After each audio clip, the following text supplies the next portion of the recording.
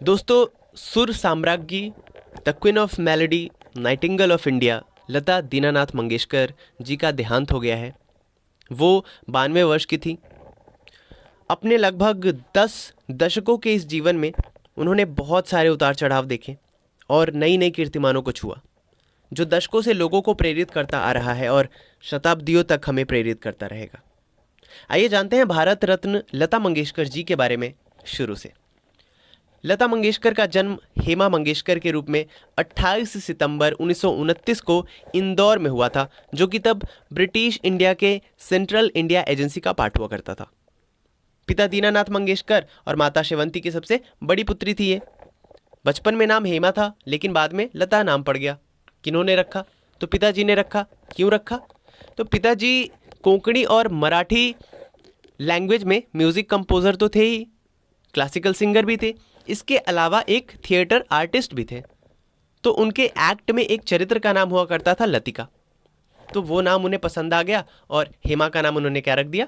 लता रख दिया।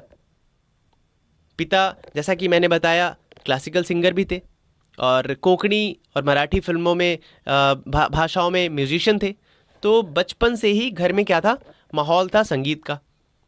लता जी ने अपने जीवन का जो पहला लेसन लिया ना, म्यूज़िक लेसन, वो 5 वर्ष की उम्र में लिया और अपने पिताजी से ही लिया।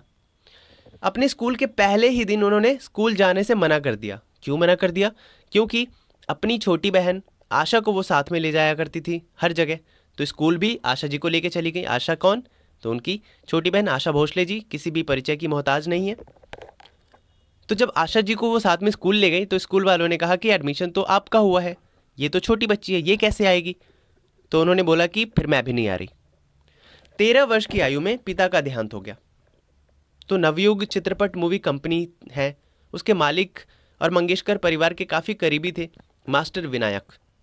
इन्होंने मंगेशकर परिवार की देखभाल की और लता जी का करियर शुरू करने में काफ़ी मदद की।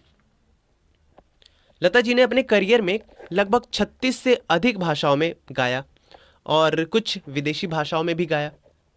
अगर हम बात करें इनके उपलब्धियों की तो सूची बहुत लंबी हो जाती है।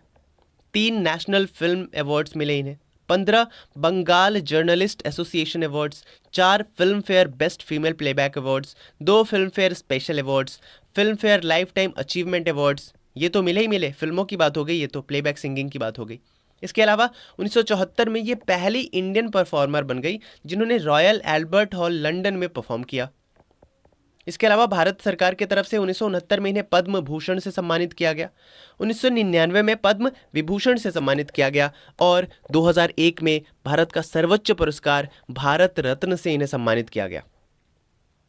1989 में दादा साहब फाल्के अवार्ड इन्हें मिला। 2006 में इन्हें लीजन ऑफ ऑनर से भी सम्मानित किया गया।